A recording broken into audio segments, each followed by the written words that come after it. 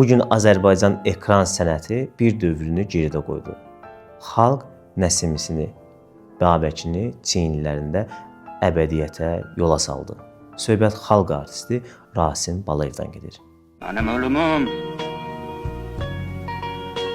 mənim üçün son silahdır. 1948-ci il avqustun 8-də Ağsu rayonunda anadan olan sənətkar 1969-cu ildə Azərbaycan Dövlət İncəsənət İnstitutunu bitirib. O ilk dəfə Bakı Kino Studiyasında Ulduzlar Sönmür əsərində kiçik bir rola çəkilib. Oynadığı Nəsimi, Babək, Dədə Qorqud filmlərində rollarda əsl tamaşaçı sevgisini qazanıb. Ömür boyu bir aktyorun ala biləcəyini Rasim Balayev yalnız Nəsimi roluna görə almışdı. Həmin ərəfələrdə onun 25-26 yaşı vardı. Aktyor 31 yaşında Babək roluna çəkilib.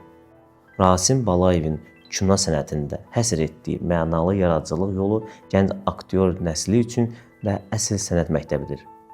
1971-ci ildə Azərbaycan filminin Bədii Şurasının həyatı ilə bağlı çox önəmli bir qərar verir. Onu Nəsimi roluna təsdiqləməklə həm də ölümün pəncəsindən qoparır. Rasim Balayev sevindiyindən uşaq kimi hönkür-hönkür ağlayırmış. Səhəri o artıq bütün Sovet İttifaqında məşhur idi.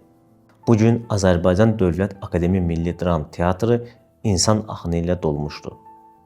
Zaldan başlayaraq giriş hissəsinə, hətta küçəyə qədər hər yerdə kədərli ab-hava hiss olunurdu. Dəhlizlərdə səs yoxdur. Yalnız bir ağır susqunluq var idi. Bugün Azərbaycan ekran sənəti bir dövrü geridə qoydu.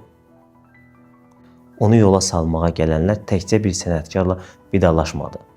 Həm də onun yaratdığı obrazları, Nəsimi, Babək, Beyrəyi qəlblərinə yaşadaraq onu son mənzilə yola saldılar. Zalda əyləşən yaxınları, çevrəsi, dostları və sənət yoldaşları göz yaşlarını saxlaya bilmirdi. Çünki belə ayrılıqlar insanı hər zaman hazırlıqsız yaxalayır. Azərbaycanın Babək obrazı ilə yadda qalan böyük sənətkarı bugün səhnədə son dəfədir. Amma sözsüz. Bu sadəcə bir vida deyildi. Bir ömrün əbədiyyətə qovuşduğu anın başlanğıcı idi. Ruhun ucalarda rahat olsun. Yaddaşlarda iz buraxan, tariximizi insanlara sevdirən böyük bir sənətkar kimi yaşayacaqsan. Rasim Balayev.